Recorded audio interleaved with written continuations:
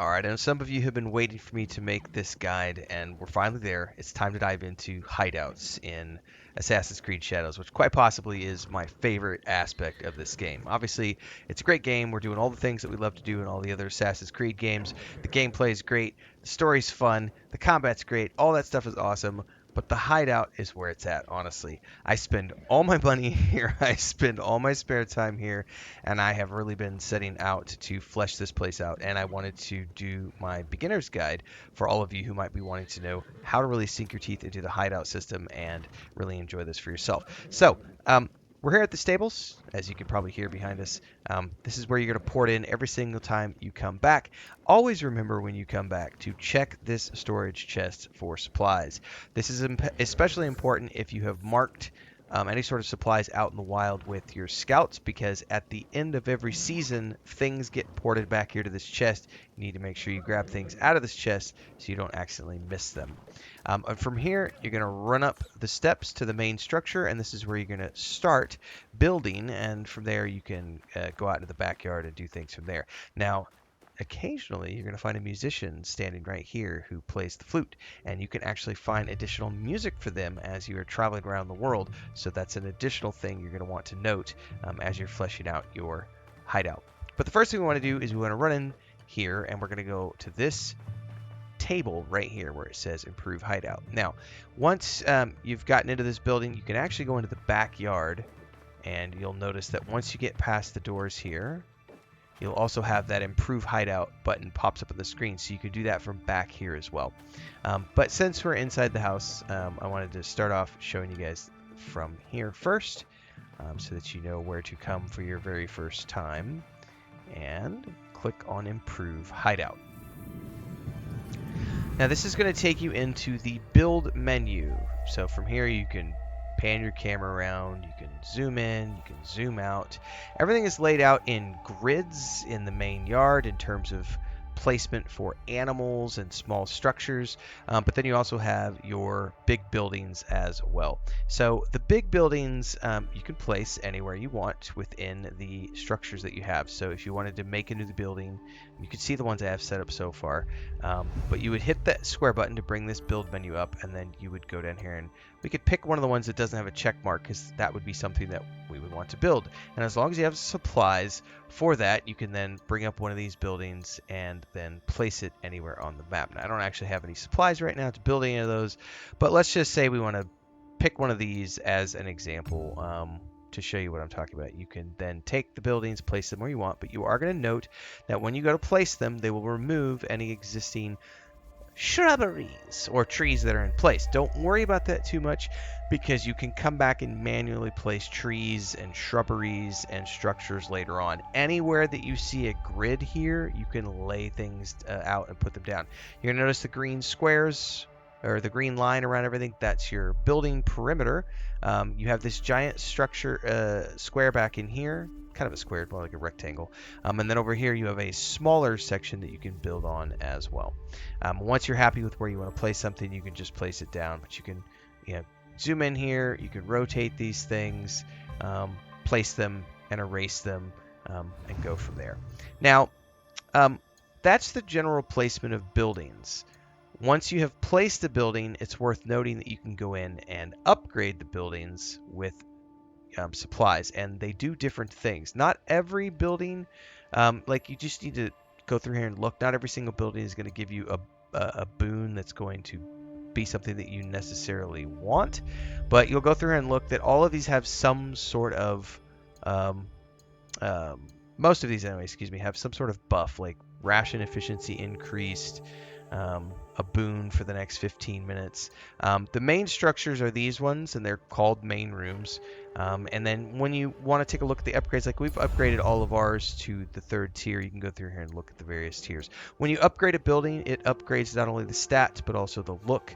And then across at the bottom here, you notice a main hideout level, which we are currently at 7 with my particular hideout. Now, once you have a building placed, you can go in and customize it. But before we do that, within this menu right here is where you're going to find all the things that you can place. So, for example, it's not just about buildings. You can also come through here and have all these different types of um, you know, blocks, essentially. If you've ever done any sort of building in Minecraft or anything else, these are like paint-on textures, and they are per square. But you can go down here once you have, like, if I wanted to paint cobblestone over something, I would take the cobblestone. It would then give me a square layout, and I would then be able to place it. And you're going to notice here that it would then put it down on the ground. And then we could do a whole area if we want to by holding the square and doing a drawing area. And then we could say boom. And it would then place cobblestone down, as you have seen right there. And if you don't like that, you could just go ahead in here to erase that and put that back to what it was as the default. And you can see over here I was playing around with some green textures earlier. We can go ahead and remove those as well and bring those back to the default. So what this allows you to do is go in and paint pathways. Because essentially you could then say, hey, I want to go in and I want to actually do these fine gravels, right? And I would like to paint a pathway from here. So I would bring this over, draw this all the way out, and then drop that down. And I have now created a pathway, and if I pan my camera out, it would show you what that pathway looks like. And then I might want to, place another building back in the map. This is a great way to place pathways. And then what you could do is you can go back into the build menu, and you could go over here and look for structures, or you could look for different types of trees. Worth noting, I don't have everything in the game. One of the beauties of this system is that every single time you're exploring the world, anytime you come across a merchant, please stop the merchants. They're going to have things that you're going to want to buy, but you'll also find things in treasure chests. So it behooves you to take your time to explore the world. You'll also get things from the completion of quests as well. So always be out there looking. But let's say I wanted to take flowers and place flowers down as an example, or maybe some bushes. Let's use flowers for now. I would come down here and I would rotate these like so, and maybe I want to put the larger part back near, and if it's red, you can't place anything, but let's place these here. Then I could place some equal flowers there, and then maybe I want to turn those around and match those like so. Okay, and then maybe I want to go back into the building, and maybe I want to find maybe we want to place some, I don't know about a rock bridge. Let's see, I don't need the shooting range right now. Oh, I forgot I got the watchtowers and the serene garden. I'm finding things in here that I actually had built. I don't know how big the wooden Torii gates are. We could definitely place that right there if we wanted to. Well, I would have to, it's not going to center the way I want it to, so I would need to place it first and then build my pathways. But you get what I'm looking at here. What I wanted to see about is placing like a little rock structure on either side, or lanterns. We could do lanterns. Lanterns would be cool. Let's do these lanterns. Let's do these. So we could come in here and place a lantern down. We could put that within the pathway, right? Yeah, let's put that on the pathway itself. And then we would come over here and flip that around, place it there on the pathway. And now we've got some lanterns. Then we could go in here and say, what else could we place? Well, we've done some, vegetation. We've done some structures. What about animals? Well, now we can come across the animals we've collected in the game.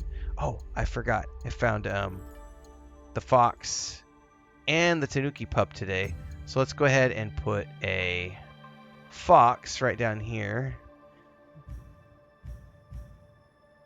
There, and let's go through here and pick a tanuki pet here, have him placed this way, and place him down as well. And then we could then say, that looks good, let's go take a look at what that looks like now that I've built it. And we could then come out into the backyard, and we can go take a look at the thing that we just placed. And again, remember, you can remove any of that with the erase feature. By the way, here's some animals that I've already placed and some existing structures. There's one of my NPCs. So this is essentially what we just built, is we came out here and we built this pathway, and we placed these flowers here, and we put these 2 lanterns here, and somewhere there should be a fox around here. Quick commercial break, everyone, to celebrate and give thanks to all of these amazing people who keep me on the air full time. Really appreciate the support. All you got to do is join as a member. You get access to private videos. You can also do super thanks on any upload, or super chats and stickers on any live stream or premiere you see. And beyond that, don't forget we're multi-streaming over on Twitch now, so you can support over there as well. Thanks so much to everybody. Let's get back to the video at hand. He may be hiding from me right now. I don't know where the animals went. Where's the animals? Well, we can open up the hideout from here. I may have clicked back instead of place. Let me go ahead and check that. Oh, it says it should be there. I wonder why I don't see it. It may be that they only come out at a certain time of day or night. Oh, there they are. There's the little one critter. Now you can only pick up and scratch the cats, and you can only pet the dogs. But there we've got our red fox. And you can see here, that's the little section that we just built. But there's more than just building here. You can also customize any of the existing structures you have. How do you do that? Well, you go in here to the build menu, and then you hover over any one of these buildings, and you hit the X button, and that's going to bring up this menu. And from here, you can move it, you can upgrade it, or you can customize it. No, you can upgrade it from the main menu too, but you can also do it from here. What you're looking for is the Customize button.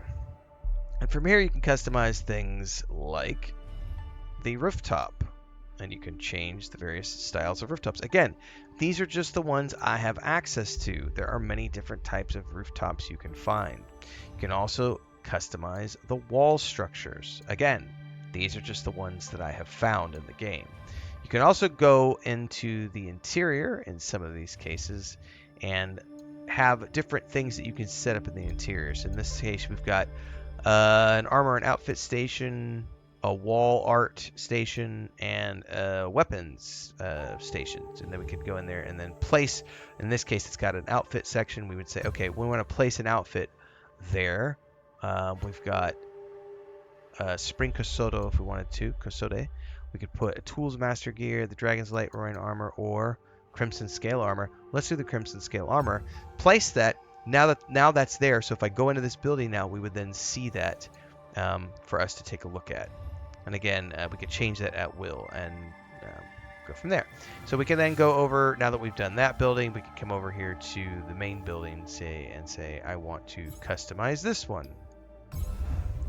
So then we could do the same thing here. Go in here, take a look at the walls. Go in here and look at the sets and say, okay, what do I have in here? I have a table which has nothing on it. I think I've already set up this. No, I haven't set up the table or the screens. So I could then go in here to the table and say, what are some of the things I've gathered that I could put on the tables? Ooh, I like that set. The Intricate T-Bowl collection. I like this one better. That's cool. So we could place that there. Then we could go back and we could go to the screens and we could say, I don't have any screens at the moment. So then we could go back here and say, well, maybe I want to change. This is variety of objects. Yes, let's do this way. Okay, because this gives me shelves and, well, and hang on, that still did the screens. See, this is why I learned how to do things.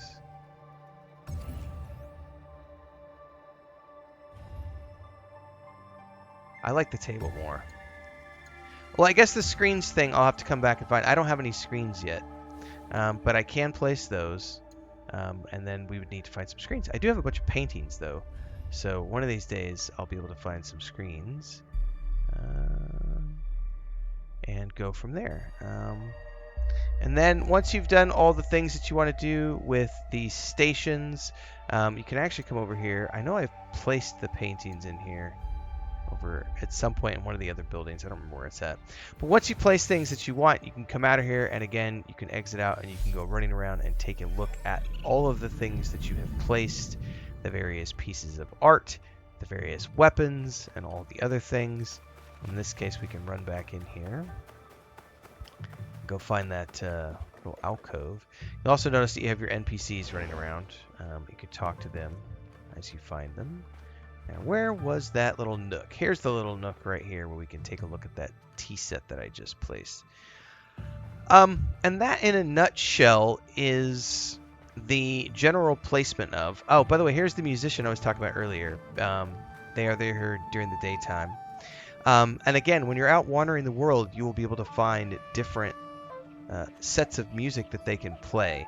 So just be on the lookout for those NPCs.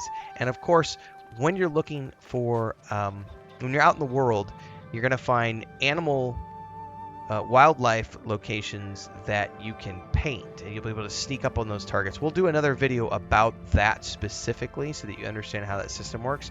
But you're going to find paintings that you can actually go through and paint. And I can't remember which one of these buildings I have already set up a painting. If I can find it quickly, I'll show you. It might be this one. Let's see here. Yes, it's this one. Yeah, so this is a wall station where I can place paintings, and these are all the paintings that I've either uncovered or painted myself. These are all the ones, these are ones that I have found, like different wall things, but these are things I've actually painted in my journeys. So as you come across animals, you'll be able to paint them, and then you can place those paintings on your wall.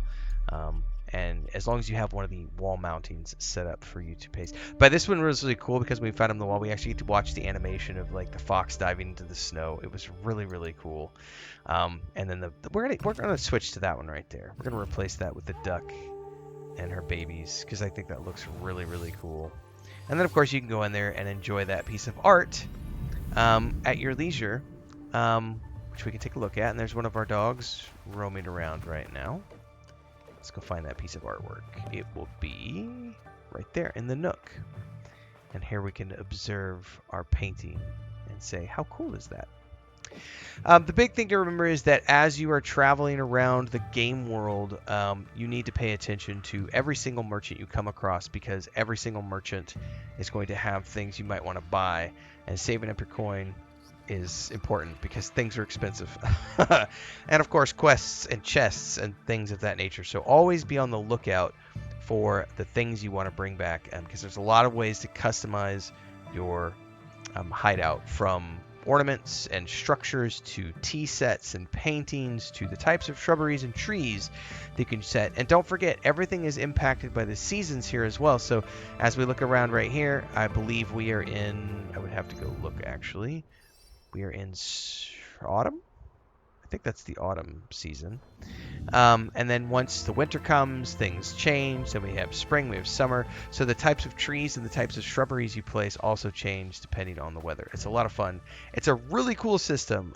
This is the best hideout-based system I've seen in an Assassin's Creed game yet. And this is definitely where I spend the vast majority of my time outside of the main adventurings. It's a great system. Hopefully you're enjoying setting up your hideouts. Let me know your thoughts. Drop them down in the comments below. Like, subscribe, hit the bell icon so you never miss an update. And never forget, daily streams happen every single day on YouTube and Twitch, because we multi-stream in both places. And we start early at around 5 a.m. Central every single day. This is the day job. I play a lot of games. Check them all out on the channel, and I'll see everybody in the next one.